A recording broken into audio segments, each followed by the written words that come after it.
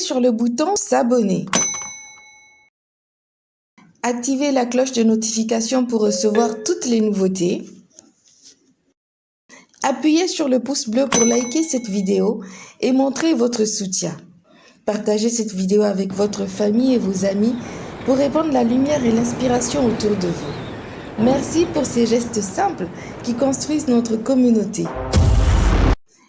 Thème du lundi au samedi de la première semaine de Carême, du 41e au 36e jour avant le dimanche de Pâques.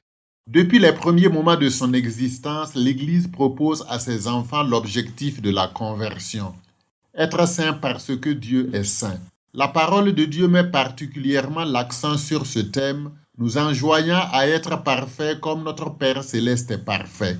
Première lecture du lundi et évangile du vendredi. Ainsi, la norme de notre vie chrétienne est Dieu lui-même et le style de vie du croyant est clairement énoncé dans le discours sur la montagne.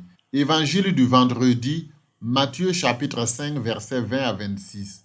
La révision de vie que le carême nous demande se réalise en confrontant notre existence aux béatitudes.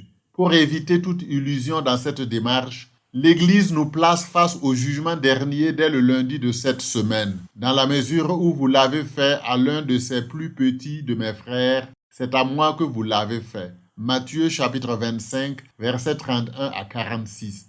La sanctification chrétienne est l'œuvre de la parole de Dieu. Pendant ce temps de conversion, la communauté chrétienne est appelée à écouter attentivement la parole de Dieu, devant laquelle nous devons effectuer notre révision de vie, et c'est encore de cette même parole que nous recevons la force de le faire. C'est pourquoi l'Église formule constamment la demande suivante. Fais-nous revenir à toi, Dieu notre Sauveur, et ouvre nos esprits à l'intelligence de ta parole. Oraison d'ouverture du lundi. Si la conversion est un don de la parole de Dieu, l'homme peut la désirer, la demander avec insistance et persévérance. Ainsi, l'une des pratiques les plus recommandées durant le carême est la prière, comme le souligne l'évangile du mardi et du jeudi. L'atmosphère spirituelle de ce temps est magnifiquement exprimée dans l'oraison du mercredi de cette semaine. Regarde, Seigneur, avec bienveillance ton peuple qui cherche à mieux te servir.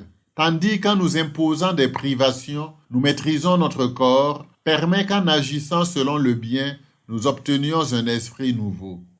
Chers frères et sœurs, écoutons la parole de Dieu dans la prière afin de nous convertir et d'imiter la sainteté de Dieu dans notre montée vers Pâques.